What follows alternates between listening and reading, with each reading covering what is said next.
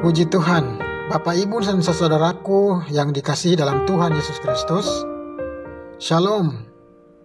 Saat ini saya akan berbagi kebenaran firman Tuhan untuk kita semua, serta merenungkan kebenaran firman Tuhan ini. Pembacaan kita saat ini terdapat dalam kitab Lukas 17, ayatnya yang kelima. Bunyi firman Tuhan, lalu kata rasul-rasul itu kepada Tuhan, tambahkanlah iman kami.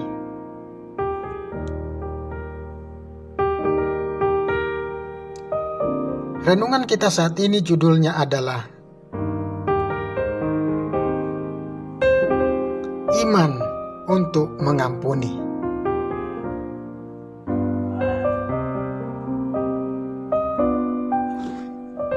Sangat menarik untuk dicatat bahwa para rasul meminta Yesus untuk meningkatkan iman mereka setelah dia berbicara tentang pengampunan. Mereka mengamati semua mujizat luar biasa yang dilakukan Yesus. Namun itu tidak pernah mengilhami mereka untuk meminta iman yang lebih besar.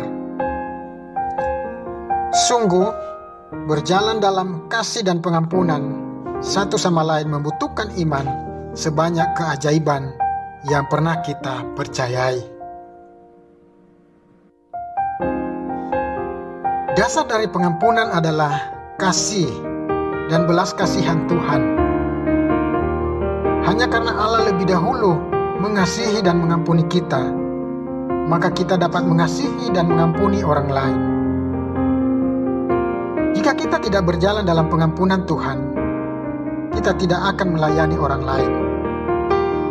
Dia mengampuni kita sebelum kita bertobat atau meminta pengampunan.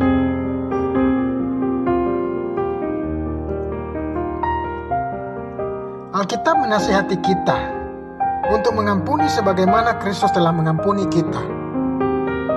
Tuhan menawarkan pengampunannya kepada kita ketika kita masih berdosa. Oleh karena itu, pengampunan ditawarkan kepada semua orang tanpa syarat. Tetapi hanya mereka yang menerima pengampunan yang ditawarkan melalui pertobatan dan iman yang diterima sebagai anak-anak Allah.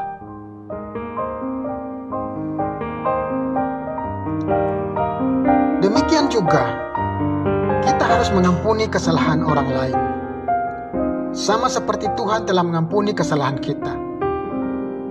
Kita memaafkan apakah orang lain itu bertobat atau menginginkan pengampunan kita atau tidak.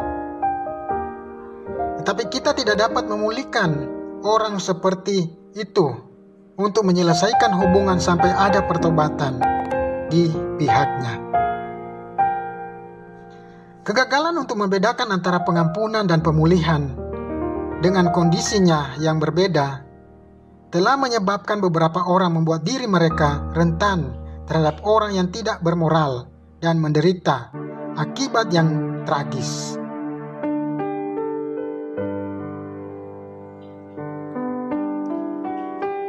Dalam pernikahan, kita harus memaafkan pasangan kita untuk apapun, bahkan persinahan. Tetapi jika tidak ada pertobatan sejati di pihak pasangan kita, adalah bodoh untuk mempercayai dia dalam situasi yang menggoda secara seksual. Kita harus memaafkan mitra bisnis karena mencuri dari kita, baik dia bertobat atau tidak. Tetapi itu tidak berarti kita harus menempatkan diri kita dalam posisi untuk membiarkan dia melakukannya lagi. Pemulihan total bergantung pada pertobatan. Berjalanlah dalam pengampunan hari ini.